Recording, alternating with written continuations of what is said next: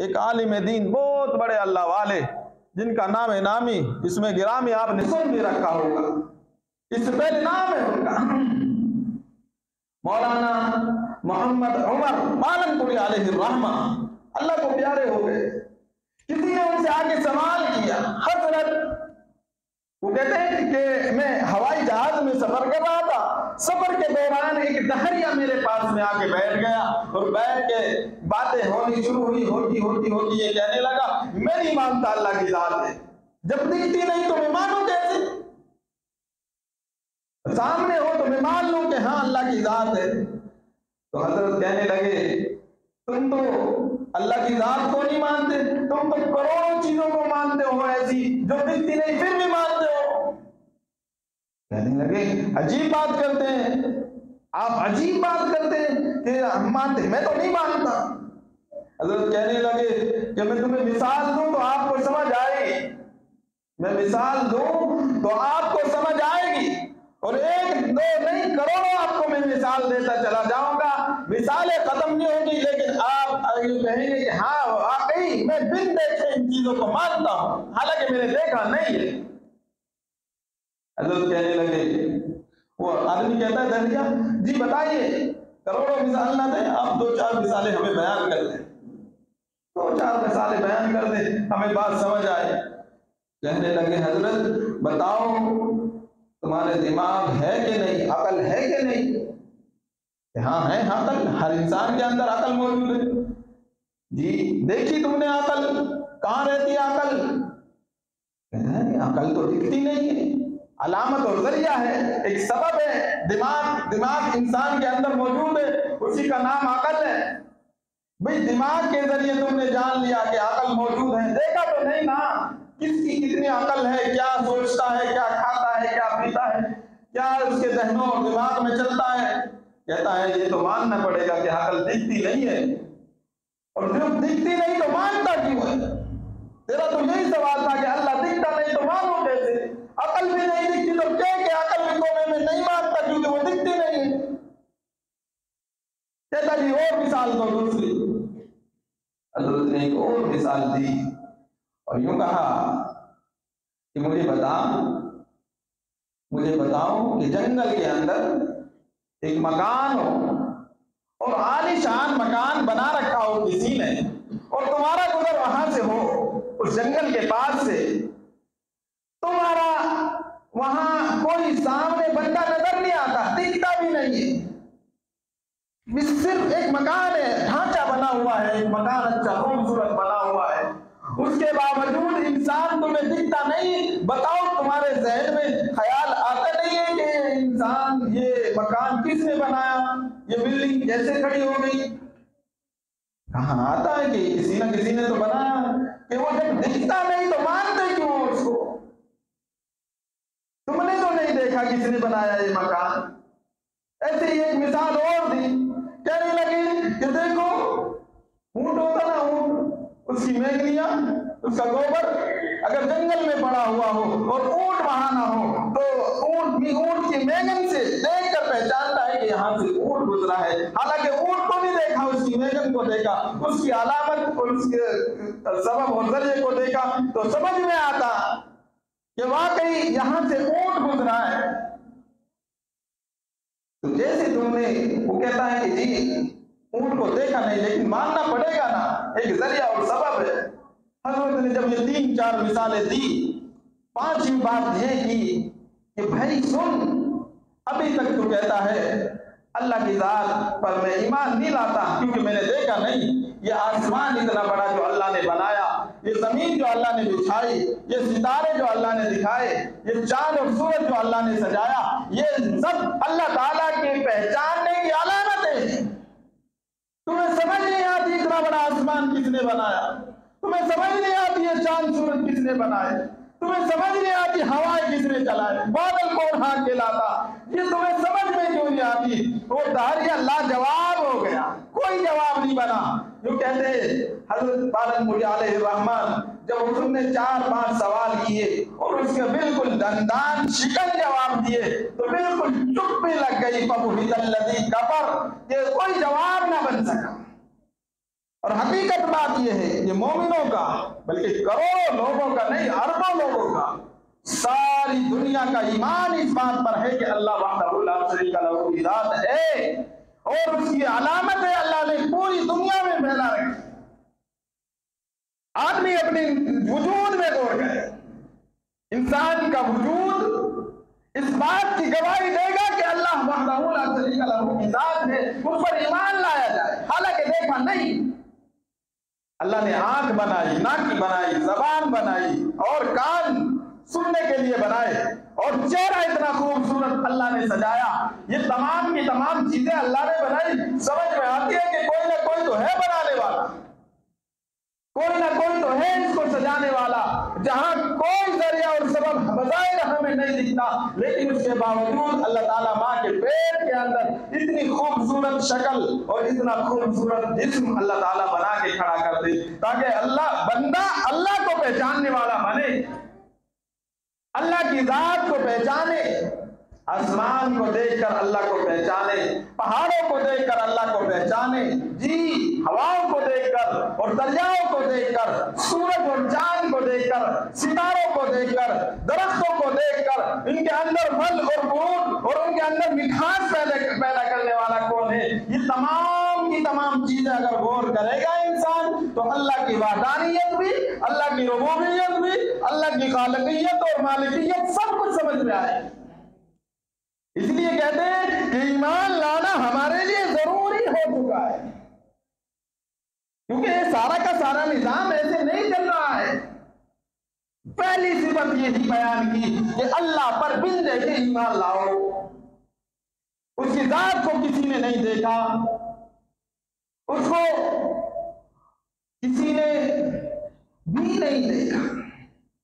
پیارے آقا صلی اللہ علیہ وسلم گئے عرشوں پر، معراج ہوئی، ثم دنا فتدلا، قریب ہوئے قریب ہوئے قریب ہوئے، کتنا قریب ہوئے وہ اللہ ہی جانتے ہیں۔ اللہ اور اللہ کے محبوب محمد عربی صلی اللہ علیہ وسلم اللہ کے جتنے قریب ہوئے ہیں وہ اللہ ہی کو معلوم ہے، لیکن اس کی تفصیلات، اس میں غور و خوض، یہ تمام کی تمام چیزیں امت کو تو بنا دیا ہے، جس طرح بھی ہے جیسا بھی ہے وہ ماننا ہے۔ بس مسلمان کا نام ہی بتاتا ہے کہ یہ ماننے والا ہے، کس کو؟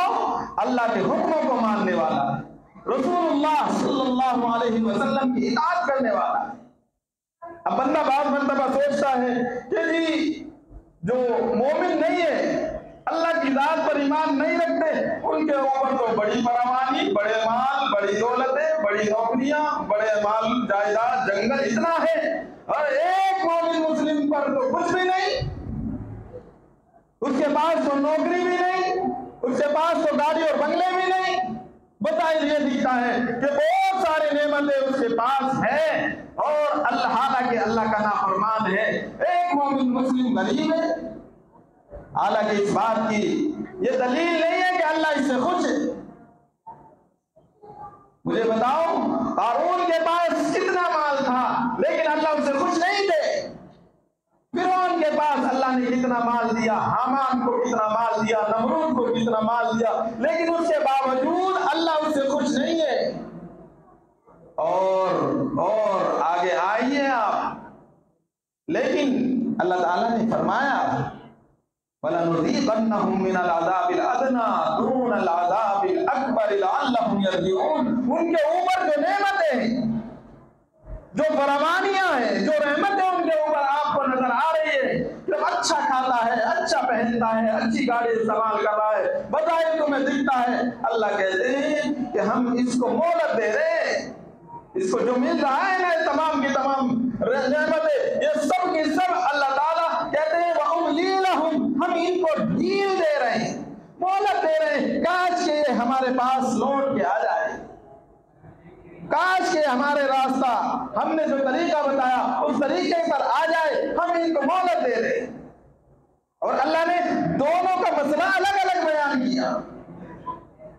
مومن کو پر بعض مرتبہ تکلیفیں آتی، مصیبتیں آتی، پریشانیاں آتی، آزمائشوں میں مبتلا ہو جاتا، اللہ نے اس کے لیے لفظ بھی الگ استعمال کیا۔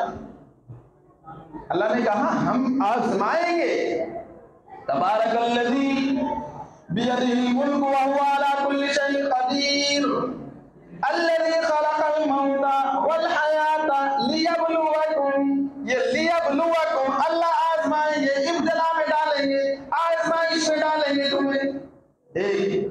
دوسری آیت وَلَنَبْلُوَنَّكُمْ نَبْلُوَنَّ معنی بتاتا ہے کہ ہم نے مومنوں کو آزمانا ہے.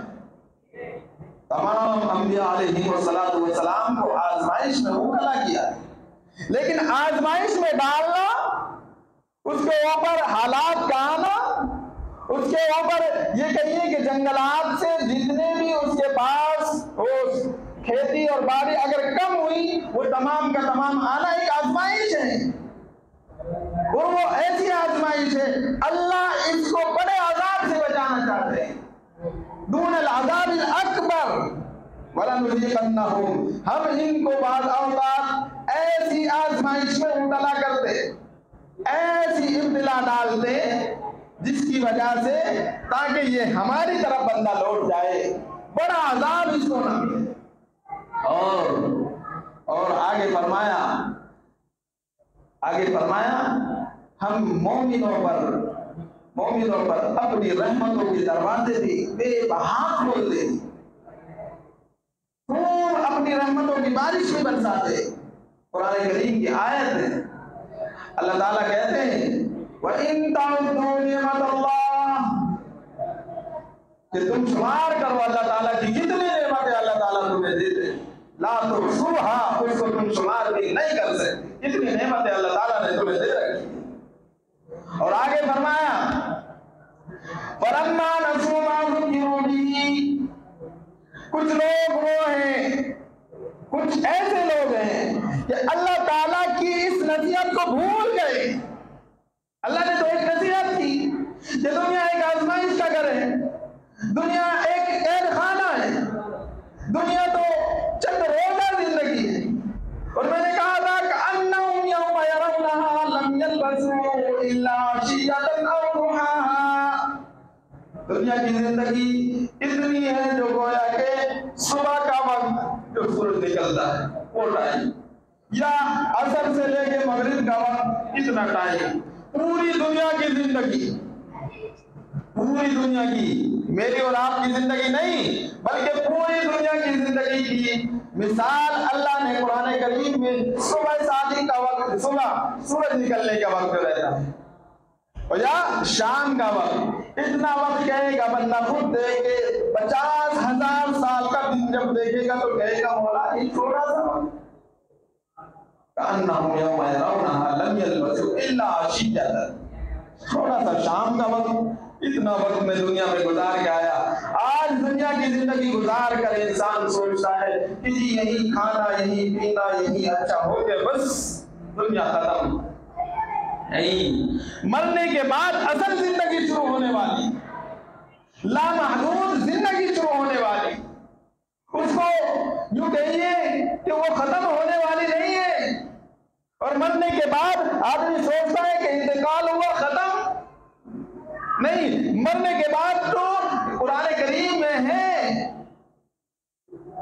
جی قرآن کریم میں ہے مرنے کے بعد تو اس کے چہرے پر بھی فرشتے اگر نافرمان ہے، اللہ کی ذات پر ایمان نہیں رکھتا تھا، چہروں کو بھی مار دیں اور پیٹھ کو بھی مار دیں. قرآن کریم میں چہرے کو اور پیٹھ کو مار دیں انتقال ہونے کے فوراً بعد، اور عذاب دیتے، اور بڑا عذاب اللہ تعالیٰ نے نافرمانوں کے لیے تیار کر. لہم خزی فی الحیات الدنیا دنیا کے اندر اللہ تعالیٰ ان کو ذلیل اور رسوا کر دیتے، نافرمان ہو. اور مرنے کے بعد چہرے کو، پیٹھ کو فوراً یہ عذاب اللہ تعالیٰ فرشتوں کو مقرر کرتے ہیں، یہ عذاب ان کے اوپر مسلط ہو جائے. قبر کے اندر 2 نعمتیں رکھی اللہ تعالیٰ نے دنیا میں، یہ 2 نعمتیں، ناشکری نہ کرو، شکر ادا کرو. شکر یہ ہے کہ وقت پر نماز ادا کر لے، وقت پر اپنا روزہ رکھ لے، وقت پر اپنے تمام کے تمام حقوق ادا کر لے، وقت ہوا نماز کا تو نماز ادا کر لے، وقت ہوا روزے کا تو روزہ رکھ لے، یعنی رمضان کا مہینہ آیا تو روزہ رکھ لے، حج کا اگر فرض ہو گیا تو حج کر لے، وقت میں شکر ادا کرتا رہے، نا شکری نہ کرے. 2 نعمتیں بس، دنیا کی زندگی اتنی کہ 2 چیزیں رکھ لے، شکر کرے، نا شکری نہ کرے. قبر میں 3 سوال اور 3 سوال کے جواب، جس چیز نے صحیح دے دیے بس اس کے لیے کامیابی. اور حشر کے میدان میں 5 سوال اور 5 سوالوں کے 5 جواب اگر وہ دے دیے تو بندہ کامیاب ہو گئے۔ اللہ تعالیٰ میرے اور آپ کے لیے وہ تمام کے تمام سوالات آسان فرمائے۔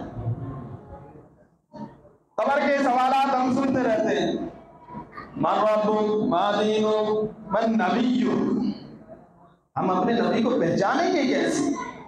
یہ سوال ہوتا ہے بعض اوقات، نبی کو پہچانیں گے کیسے قبر میں؟ قبر میں تو پہچانیں گے ہم، اور حشر کے میدان میں ہمارے نبی خود ہمیں پہچانیں گے۔ جب جام کوثر پلائیں گے نا اپنے ایک ایک امتی کو، تو صحابہ نے پوچھا یا رسول اللہ اپنی امت کو کیسے پہچانیں گے آپ؟ سوال کیا تو پیارے حبیب محمد عربی صلی اللہ علیہ وسلم نے جواب دیا، میں اپنی امت کو ایسے پہچان لوں گا جیسے گھوڑا، چکبرا گھوڑا اور کالے رنگ کا گھوڑا ہوتا ہے نا، اس کو آدمی تمام گھوڑوں میں الگ نظر آتا ہے، ویسے ہی ایسے ہی میں اپنی امت کو پہچان لوں گا قیامت کے میدان میں۔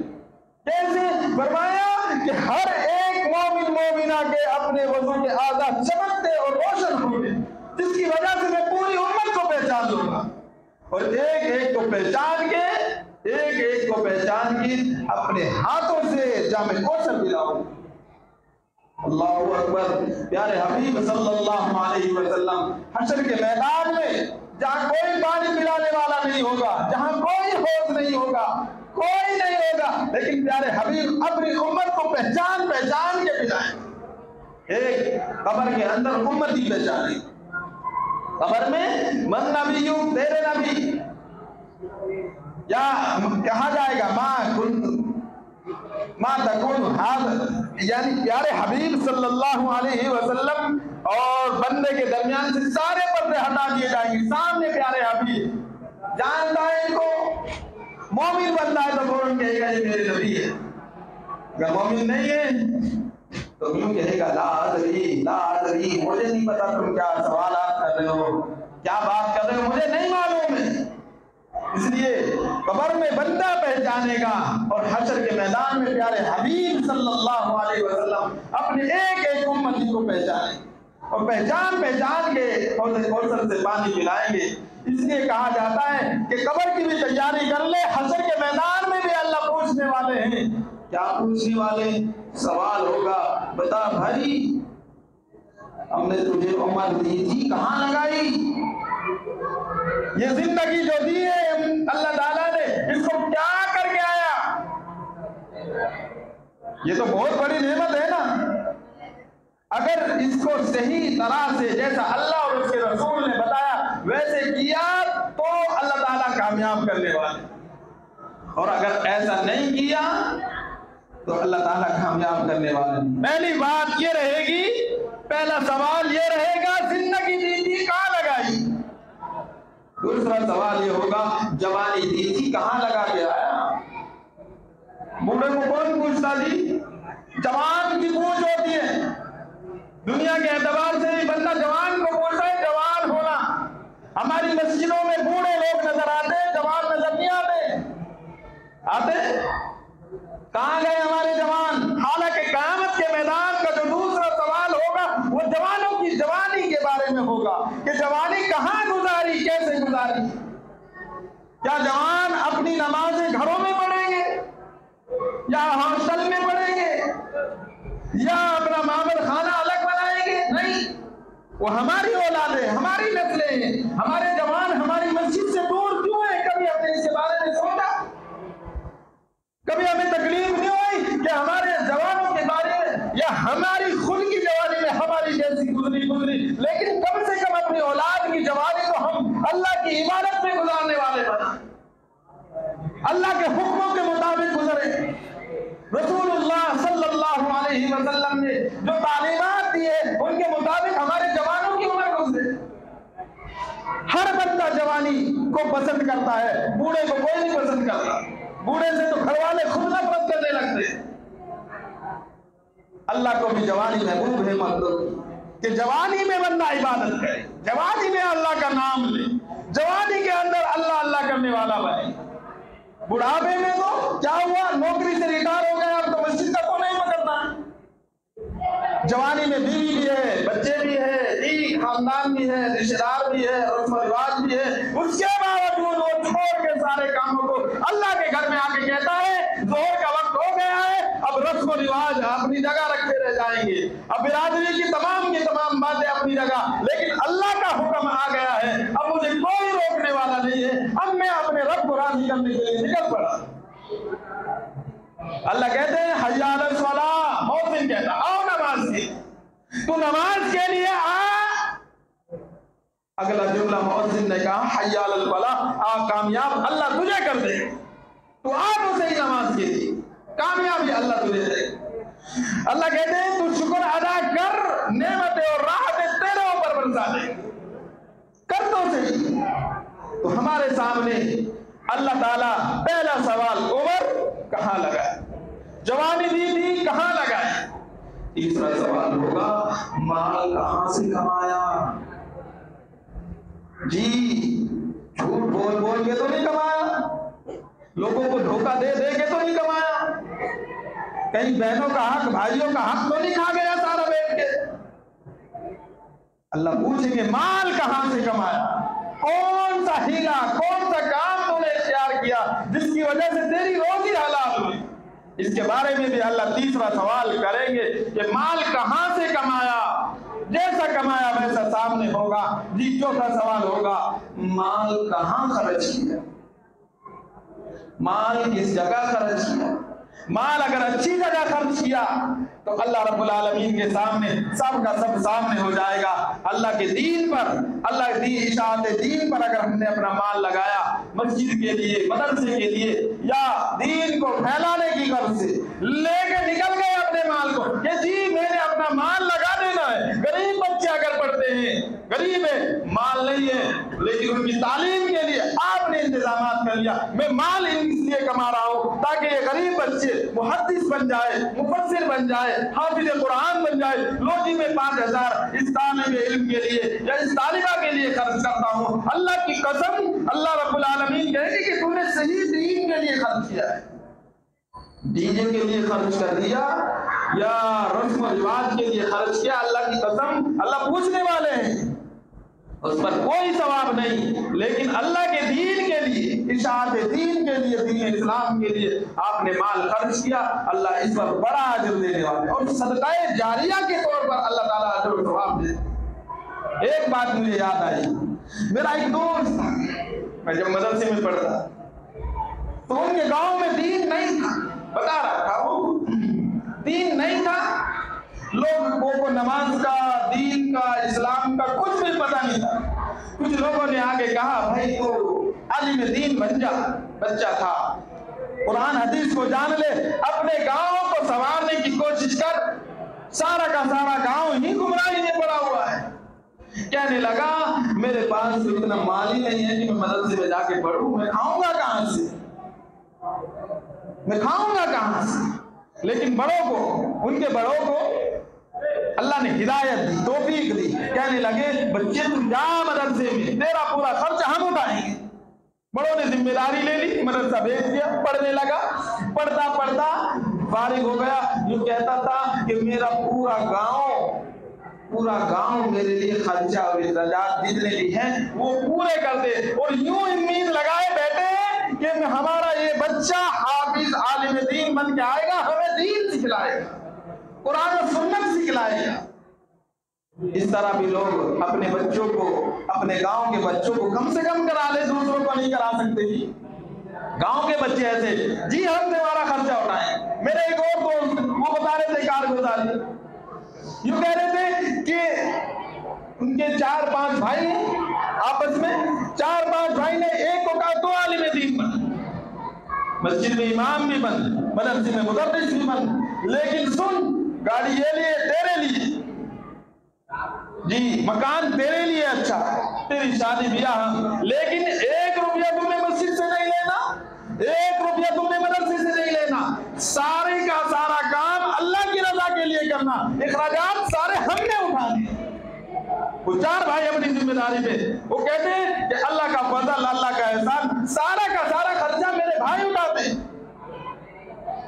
اللہ ان کو توفیق دیتا کہ ہم سب کمائیں گے، لیکن کمانے کے بعد ہمارا پورا خرچہ ہم اپنے بھائی کو دیں، جو بھی ان کی ضرورت ہے وہ تمام کی تمام ضرورت ہے، یہ میں ویسے نہیں بتا رہا، سچی باتیں بتا رہا ہوں، سارا خرچہ ہم اٹھائیں گے، آپ صرف دین کا کام کریں، دین کی محنت کریں۔ اس کا مطلب یہ نہیں کہ ان کی ذمہ داری ختم ہو گئی، نماز روزہ اپنی جگہ، لیکن تم اپنے علم کا تو حق ادا کرو، حدیث کا تمہیں یہ ٹینشن نہ رہے کہ آئے گا کہاں سے، کھائے گا کہاں سے، لائے گا کہاں سے، یہ ٹینشن بالکل ختم، تمہیں جو ضرورت ہے ہم دے پہنچائیں گے، لیکن تم دین کے کام میں ذرا بھی رکاوٹ نہیں، جہاں ضرورت ہو فوراً پہنچ جاؤ۔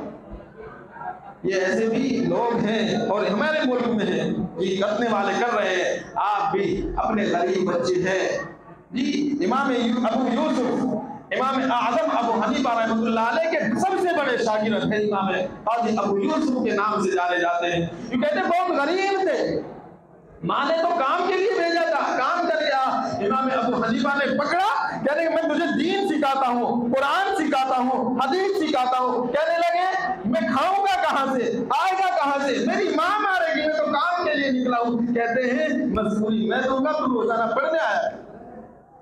امام اعظم ابو حنیفہ بڑے مالدار تھے، کپڑے کے تاجر تھے، تو کہتے ہیں روزانہ مزدوری دیتے تھے۔ ایک دن ماں آ گئی لڑنے کے لیے، کہیں کو ہمارا بچہ بگاڑ دے، کہاں سے آئے گا، کیا کریں گے؟ امام اعظم ابو حنیفہ رحمۃ اللہ علیہ نے اس وقت میں ایک بات کہی تھی کہ اس بچے کو عالم دین بناؤں، اس کے اخراجات میں اٹھاؤں گا، اس کا خرچہ میں اٹھاؤں گا۔ چنانچہ اس وقت میں کہی تھی کہ یہ بچہ ایسا امام بنے گا، ایسا امام بنے گا، ابھی تو بظاہر تمہیں نہیں دکھتا کہ یہ کچھ بنے گا، لیکن اخیر جوانی کو پہنچے گا، علم سیکھے گا تو اللہ تعالیٰ اس کو اس کو یہ کہیے کہ ڈرائی فروٹس کا حلوہ کھلایا کرے گی ناشتے میں، یہ چیز اللہ تعالیٰ اس کو نصیب فرمائے گے۔ چنانچہ دنیا نے دیکھا قاضی امام ابو یوسف کا نام علمی حلقوں میں سب سے اول نمبر کا، سب سے پہلا نمبر کا شاگرد اگر امام اعظم ابو حنیفہ کا کوئی شخص ہے تو وہ قاضی امام ابو یوسف علیہ الرحمہ ہے۔ اللہ کروڑوں رحمتیں ان کی قبر پر برسائے، وہ بہت بڑی ذات ہے۔ خیر میں بتانا یہ چاہتا ہوں کہ اللہ تعالیٰ نے حشر کے میدان میں بھی ہم سے سوالات کرنے ہیں، عمر کے بارے میں، مال و دولت کے بارے میں، جی جوانی کے بارے میں، قبر میں بھی سوالات ہیں، دنیا کی نعمتوں کے بارے میں بھی اللہ تعالیٰ پوچھنے والے، ان کی فکر کرو، تیاری کرو، اور اس کے لیے ہمارے لیے پرچہ دے دیا یوں کہتے ہیں۔